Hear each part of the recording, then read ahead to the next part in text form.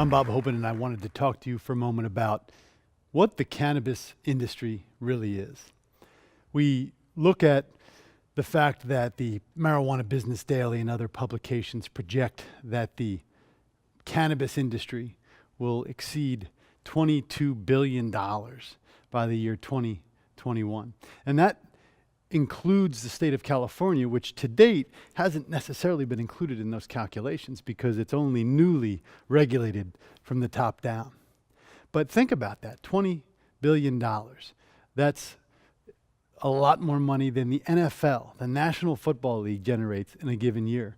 For comparison purposes, think about that. The NFL is something that Congress would drop everything to call people up to Capitol Hill and pay attention to. Yet the cannabis industry, with exceeding revenues, is increasingly becoming a mainstream industry because of the dollars and because of the regulations that are behind it. Now, I want you to envision a grid.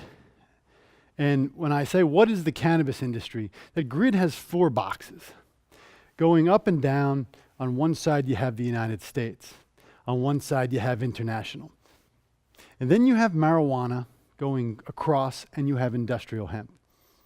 That's the cannabis industry. It really does have 2 sides. Marijuana on one, industrial hemp on the other. And if you segregate that by what's happening in the US and what's happening internationally, then all of a sudden you have a complete picture of what the cannabis industry is. A lot of people don't quite understand that. Now let's take those boxes one at a time. Let's look at the marijuana box in the United States. There's medical marijuana, quote unquote. There's adult use or recreational marijuana. There's CBD only programs in some states in the United States. And it's a state-based program. In other words, federal law doesn't expressly allow for this, so states incorporate programs, and those programs operate under state law. Over-the-counter marijuana.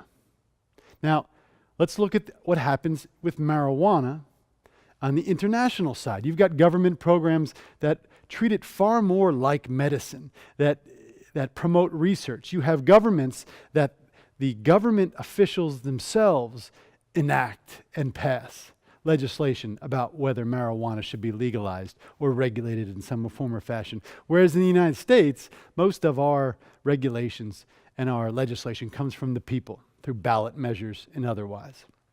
It's a telling sign. Then we look at the industrial hemp side of the industry. In the United States, we've got increasing industrial uses.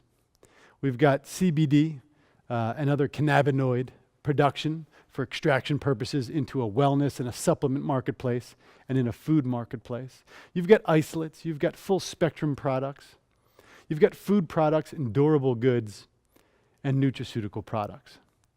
On the international basis, with industrial hemp, you have seed for import and export, certified seed that has been banked with some of the leading industrial hemp and plant seed banks in the world across the EU and Latin America. You have animal products, animal bedding, animal feed. You have durable goods, consumer goods, and true industrial uses. But that's not all. So those are the 4 boxes. But what happens when you layer on the fact that those are the 4 uses that directly touch the plant? What about the ancillary industry? That ancillary industry can stop and lay over all 4 boxes with professional services, financial services, technology, processing, and the like. Things that don't, quote unquote, touch the plant. And that ancillary industry can exist in each of the 4 quadrants or layered across all 4. And that is the expertise that professionals, such as lawyers and other folks that have worked in this industry for close to 10 years on the commercial regulated side, can understand. And that's what you, as a potential participant or a current participant in the industry, need to understand, because that is how it's broken down. Now, what is the future of regulation and policy